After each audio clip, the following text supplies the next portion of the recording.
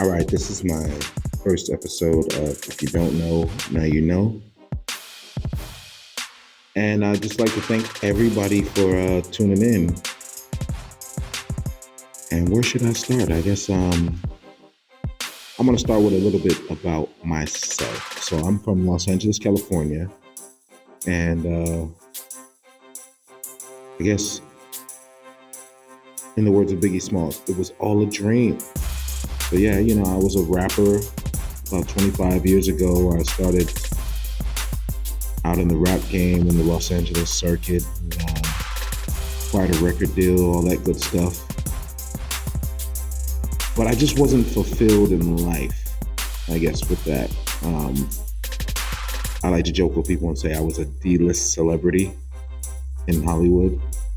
I never made it to the plateau that I thought that I wanted to achieve.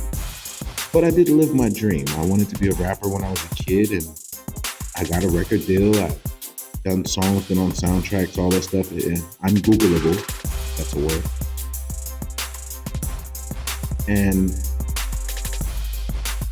I think it took me some time to understand what I really needed to be doing with my life, and that foundation of hip hop and striving for something and getting to where you wanted to go laid the foundation for what would eventually become Baba Chichi. My government name is Corey Lamont Williams, for anybody that wants to know and do all that kind of research. But now I go by Baba Chichi.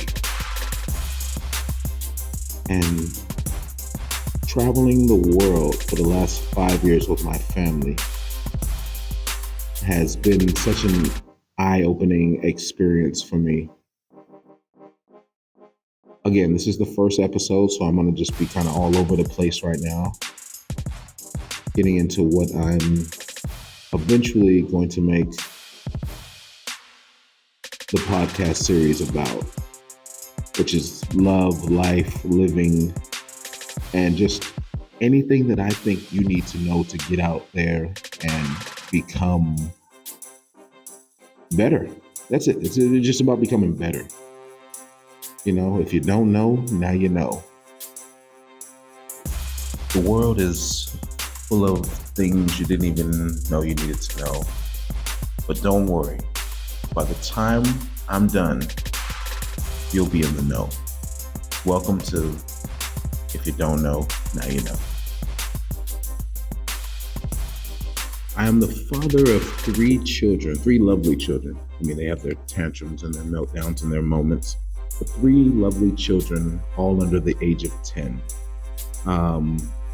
It's been quite an experience traveling the world with an entire family. Now, I've been traveling for the last 5 years now, and it's become quite an organic adventure, I guess you can say. We're just going in and out of different countries and, learning about passports and different customs and visa processes and things like that. I never wanted to travel when I was growing up. This was all kind of my wife's idea to travel. My wife is from Australia. They say Australians have island syndrome, so they just love to travel from a young age. She's been traveling since she was about 15, 16 years old. The most I traveled before I met my wife was to from Los Angeles to I went on a senior trip to Cancun, and that was in 1999. And then me and the homies went to Rosarito, Mexico every now and then. But I was not an avid traveler at all. I didn't want to travel the world. I didn't want to see new places. I didn't want to meet new people. I felt like I live in Los Angeles, and everything that you do in the world eventually has to come through Hollywood if it's going to be super duper successful. Now, that is a naive way of thinking. And after actually going into the world and seeing different places like Thailand, Malaysia, Kenya, Zanzibar, China, it's mind-blowing. And I honestly didn't ever expect that I would enjoy anything like that. We spent a year in Egypt, on the West Bank of Egypt, in Luxor, Egypt, and honestly, it was a transformative moment in my life. I made sun bread. I grew wheat with people. I hung out with locals. I went to horse dances. I learned customs and traditions. And when you're traveling, you're exposed to more things than just food and culture. I got to meet people from different religious backgrounds. I got to meet people from different ethnicities that I had never ever mingled with before. Though I like in Hollywood doing my thing, it's rare that I meet people that are really culturally diverse in a sense.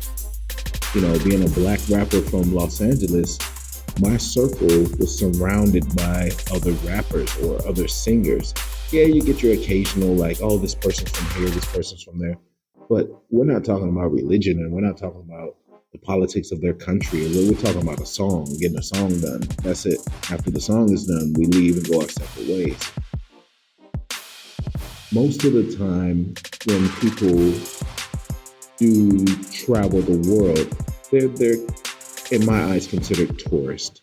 They go for 2 weeks, they have an itinerary, they go see some sights and sounds, and then they're back home to their 9 to 5. 2 weeks is not enough to actually see a country to me. Some people might be different, but to me, I don't think that's enough time to actually see a country and learn a country. You know, I'm a traveler. I'm not a tourist. When I go somewhere, I spend at least 3 months in that place, and I learn everything I can through the locals.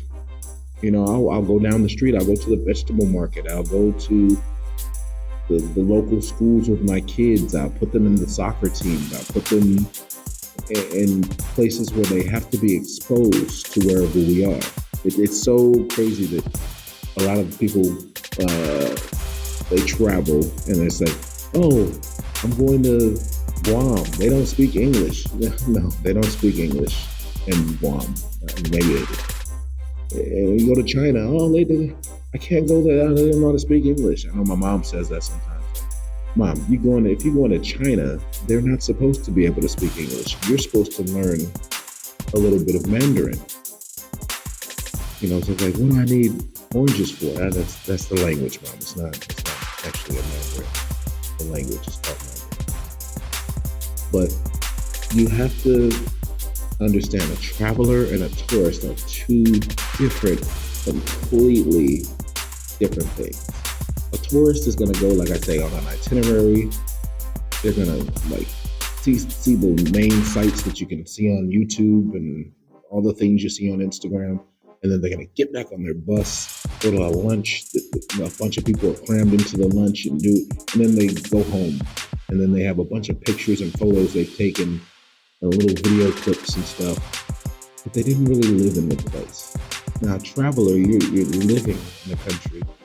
You walk down the street, you say hello to people. You learn the different language. You know, I believe in, when you get to a country, excuse me, saying, let's learn a little bit about their actual language. So here's my key to languages. When you go to a different country, learn up, down, left, right, go, stop, good morning, good afternoon, good night, and how to address your elders. If you can learn those few things, you'll be a lot better off in a lot of countries. Sometimes I just say like, ni hao in China, and they were just like, wow, you speak Chinese? No, I don't speak Chinese. Or Mandarin, I don't speak Mandarin. I learned how to say hello, you know, or you go with konnichiwa, and you're in Japan or something. No, I don't know how to speak Japanese, but when you learn a little bit of the language, it goes far. It goes very far because the people are looking at it like you're taking initiative to actually be involved in their community and be involved in their circle and be involved in their lifestyle and be involved in their country. Habari Yako. When I was in Zanzibar and I said this, I got so much love. Again, I grew up in Los Angeles, California. We have our places that we go that are Black communities. Like my mother lives in the Crenshaw district, and my pastor of my church used to live in the Crenshaw district. So we had our Black communities, Ladera Heights, where a lot of my friends were from. But realistically, I grew up in a white society, and that's just how it was. The first time that I ever saw a Black person holding a Coca-Cola can or a Pepsi can that wasn't Jay-Z or Beyonce or some rapper was in Africa. And it was mind-blowing. You grow up in a bubble, per se, in a society where everything is kind of dictated for you and everything. And this is not me saying, oh, America's bad or anything like that. I just believe that traveling will expand your mind more than you think. So when I said Habari Yako, which means like, hey, how you doing? And what's up in Swahili, I was greeted by people of my same skin color that understood that I'm trying to learn something new, that I'm trying to get out there and learn. What up, Ulu Fachaka? She taught me a lot about Swahili and how to learn. Her husband Dilly and their precious daughter is my goddaughter through traveling. It's just a beautiful thing to do. That's what I'm going to say. Traveling is beautiful. Again, in this podcast, I want to get into traveling, how to travel, and knowing things about things that you never thought you would know. Like, let's talk about NFTs. Let's talk about crypto. Let's talk about AI. Let's talk about these things because the new generation is here. And if we don't learn these things, or someone's not trying to help you learn or your kids learn, they'll get left behind. I remember when a CD player came out and my dad had no idea what a CD was. Neither did I.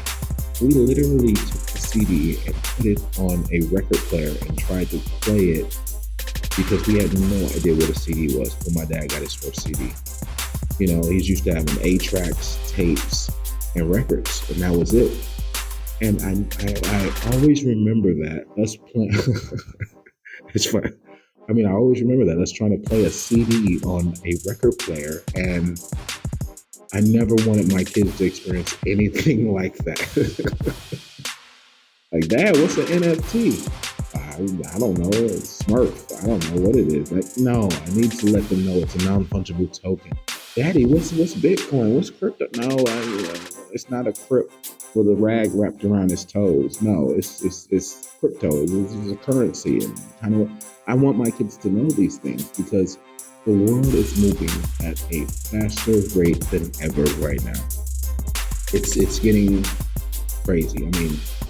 An 8-year-old kid right now can start some project on YouTube, and if he gets the right amount of attention behind it, he can generate income. And I wish when I was 8 years old that I could have generated income from my ideas, because I felt like I was a very creative and artsy kid.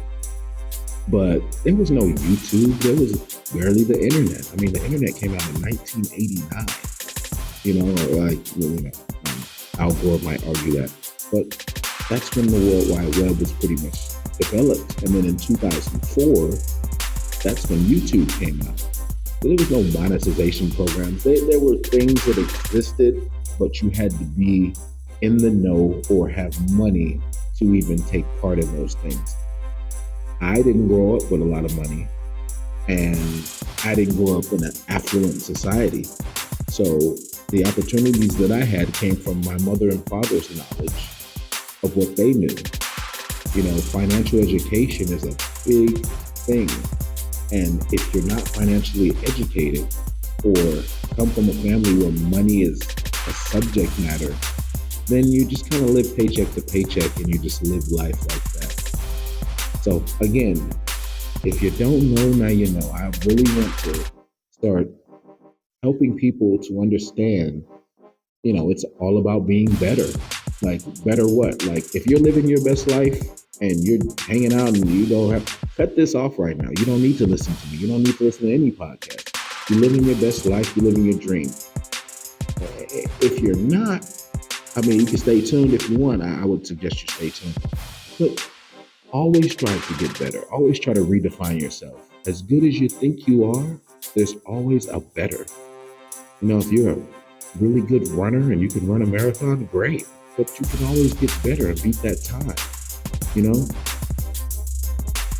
Roger Bannister, for those of you who don't know, is the man who ran the mile in under 4 minutes. Before he ran the mile in under 4 minutes, no one had ever done it in the world.